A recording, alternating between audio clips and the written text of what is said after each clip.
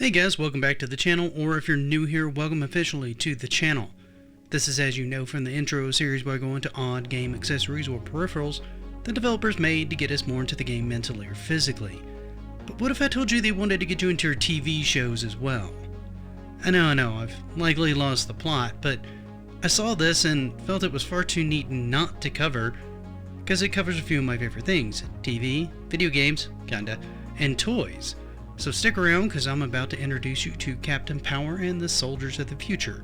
Or at least scratch the nostalgia itch that you didn't know you had.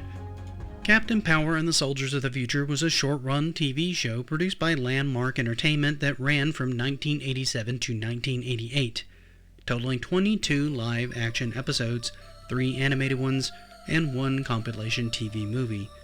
The story focused around a dystopian future where robotic soldiers known as biometals had replaced humans as the world's armed forces. Wars could now be fought without a major loss of life. However, this seemed to lead to a never-ending war. Dr. Stuart Gordon Power began working on an advanced computer known as Overmind that could override the systems controlling the robots and put an end to the war. However, it needed human brain patterns to become operational. Dr. Taggart, one of Power's associates, became impatient with the progress and hooked himself up to the system, quickly becoming fixated with the idea of human-machine combination. Overmind latches onto his ideas as it becomes self-aware, and they together start the Metal Wars. Powers, in turn, develops the Power Suits. This is done as a countermeasure, and these are exoskeletal armor. The war is eventually lost, but a small resistance band, part of them being the Power Team, consisting of Jonathan, who is Dr. Power's son, and the others use these prototype suits to fight Overmind and Taggart, who now goes by the name Lord Dread. I know what you're asking: what on earth did this old show have anything to do with your channel or games at all? Relax, I'm getting there. Because you see, encoded in the broadcast was a way to interact with it as part of the toy line released for the show. Because it's a kid's show, of course it had a toy line. That line included 2 spaceships that had pistol groups underneath them, 6 action figures total, 3 for each side. One, you would put the figures into the ship, while certain elements on the show would show up on the screen as either orange or yellow lights.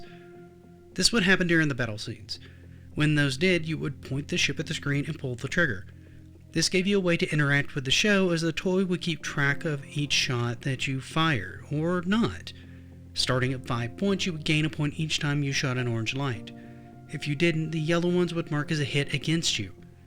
If your points went down to 0, the cockpit of the toy ejected your figure across the room. Kind of a cool idea. They even had a few tapes that actually had more missions of various different difficulties that you could go through if you wanted to.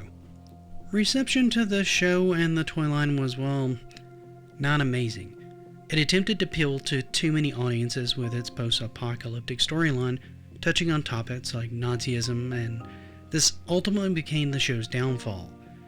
It was also considered too violent for children due to its toys enabling children to shoot at the TV and showing live-action violence. This was also fairly expensive to produce, costing roughly $1 million an episode to produce. However, what do you guys think of this little oddity? Do you think it's a cool mix of traditional TV and video games? Did any of you ever have the toy, especially the light gun one? And if so, how well did it work? Let me know in the comments. For now though, thank you so much for spending part of your day with me. I really do appreciate it. If I can ask you for one more favor, please leave this video a like. And if you haven't, consider subscribing. That really helped me out. For now though, thank you once again, and until next time, happy gaming.